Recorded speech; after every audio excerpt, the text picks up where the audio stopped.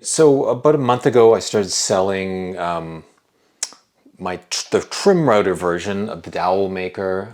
This was sort of the last step or the latest step in the process of making a lot of different dowel makers.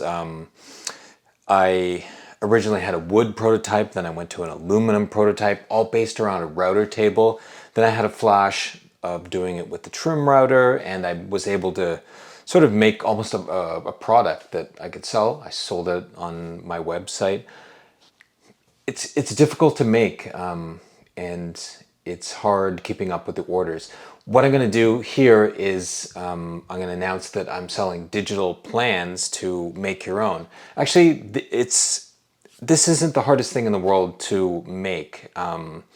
So I'm going to show you the plans that you get, and I think you can do this if you want to make your own. It's ideal for a CNC or a laser cutter, but you could definitely take this and make it out of wood. I made all the original prototypes out of wood, and I was able to do it just with exact drilling and making drilling guides, printing them out, etc.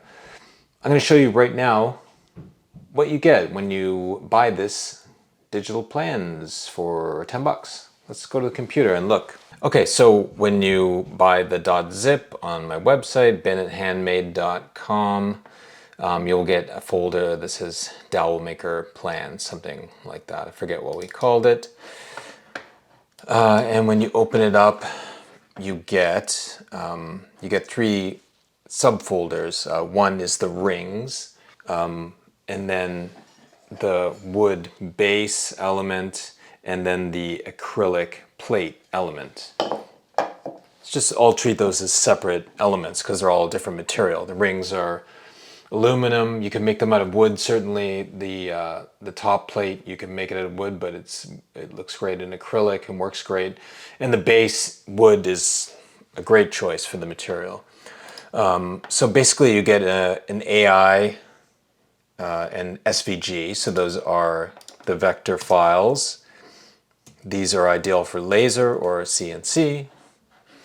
And then you can just print one-to-one drill guides. You can glue this to a piece of paper, or sorry, a piece of wood, and use the crosshairs to drill your holes. As long as you put them in these positions and you hit the crosshairs, you can have any size hole you want. You can make all those weird arrow sizes. You can make metric sizes. You can make these into whatever you want.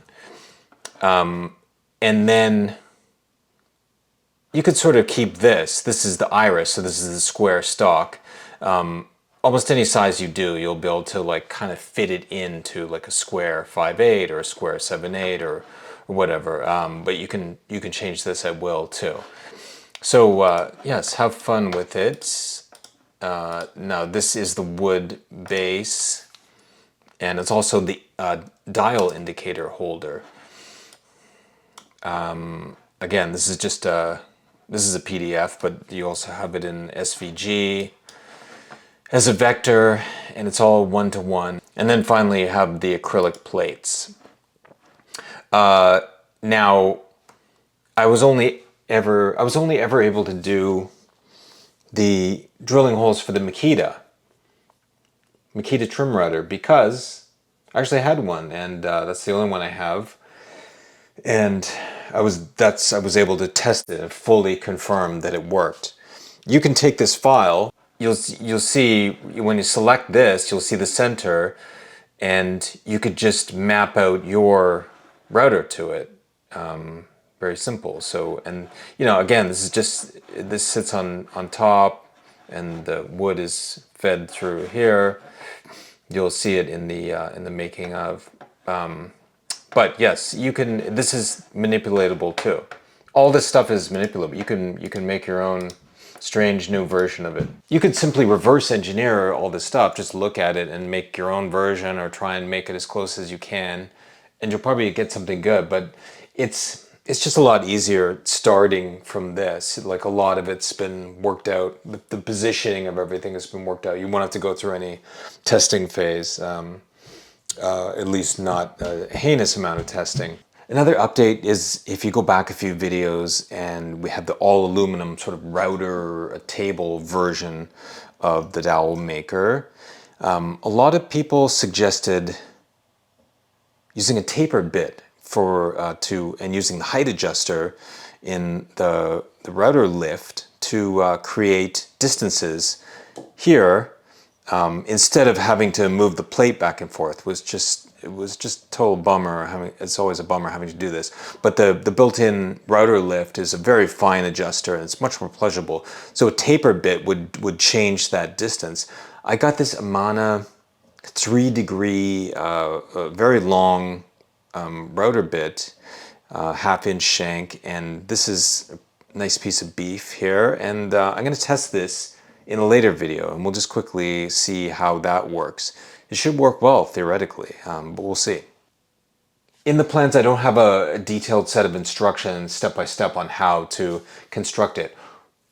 I'm going to show you a short video of me making all the components for the trim router version on the CNC, but there's a lot of just general woodworking stuff in here, and you could easily just take these tactics and if you wanted to just do an old school version. I don't know what kind of fabrication you have. You could have anything or nothing, but you just watch it and think about how you might approach all these things if you're whatever method you're going to use, if this is something you want to build.